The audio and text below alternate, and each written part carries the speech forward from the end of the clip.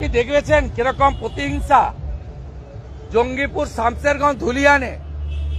এই সত্যি ভিডিওগুলো দেওয়ার জন্য ফেসবুক 1185 ব্লক করেছে 918টা, এক্স হ্যান্ডেল 358 কেস করেছে সাইবার ক্রাইমে, 338 ব্লক।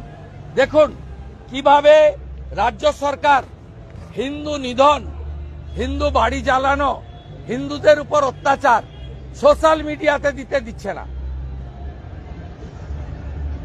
1185 জনের বিরুদ্ধে কেস করেছে, 918টা এফবি অ্যাকাউন্ট ব্লক করেছে। কোন রাজ্যে আছেন আপনারা? কিন্তু যে চারজনকে অ্যারেস্ট করলো সাম্প্রতিককালে, তারা সবাই স্থানীয় লোক। মানে বাংলাদেশ থেকে লোক এসে গন্ডগোল করেছে বলে তৃণমূলের যে প্রচার ছিল সেটা তো মিলছে না। একেবারে মিথ্যে প্রচার, একেবারে মিথ্যে প্রচার। ধুলিয়ানের চেয়ারম্যান, ধুলিয়ান টাউনের সভাপতি মেহবুব আলম, ফারাক্কার এমএলএ মনিরুলের দাদা কাউসার, এরা দাঙ্গায় নেতৃত্ব দিয়েছে। শামসেরগঞ্জের এমএলএ আমিরুল, এরা দাঙ্গা ঘটিয়েছে, কোনো বাইরের লোক করেনি।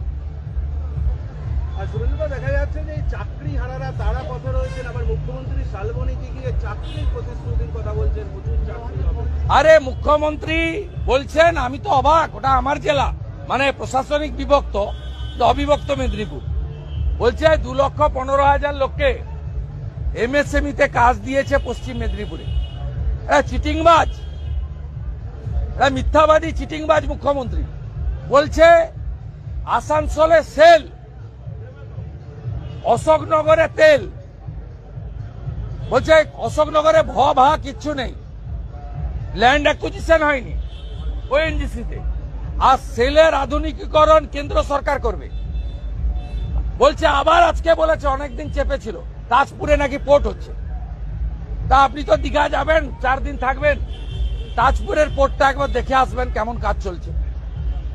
মিথ্যাবাদী ফেরেবাজ। আপনি ভাবতে পারবেন এই সঞ্জয় জিন্দাল এ আরেকটা চিটিংবাজ। এই চিটিংবাজ বলছে ডক্টর অমিত মিত্র অর্থমন্ত্রী, ডক্টর অমিত মিত্র অর্থমন্ত্রী, শুনেছেন বক্তৃতা? চন্দ্রিমা ভট্টাচার্য তাহলে কে? বলছে মিলিয়নস অফ মিলিয়নসের মধ্যে এটা একমাত্র এক্সেপশন, জেম এই রাজ্যের মুখ্যমন্ত্রী। এই সজ্জন জিন্দাল মনে হয় অবহেলার ঘটনা জানে না। এই সজ্জন জিন্দাল মনে হয় 26,000 চাকরি চুরির ঘটনা জানে না। এই সজ্জন জিন্দাল মনে হয় আমার বাড়ি তোমার বাড়ি মোথা বাড়ি জানে না। এই সজ্জন জিন্দাল মনে হয় হরগোবিন্দ দাস চন্দন দাসের বাড়িতে ঢুকে তলোয়ার দিয়ে জবাই করার ঘটনা জানে না। চাকরি হারারা আজকে পথে রয়েছেন। এসএসসি বারংবার দাবি করছে যে কিছুক্ষণের মধ্যেই তারা তালিকা সামনে নিয়ে আসবে, যোগ্য অযোগ্য। আমরা তো চাই যোগ্য তালিকা প্রকাশ করুক, তাহলে প্রমাণ হয়ে যাবে 8,000 অযোগ্যকে চোর মমতা চাকরি দিয়েছে টাকা নিয়ে। আমরা চাই, আমি চাই 8,000 অযোগ্য বাছাই হয়ে যাবে, প্রমাণ হবে তৃণমূল টাকার বিনিময়ে 8,000 অযোগ্যকে চাকরি দিয়েছে।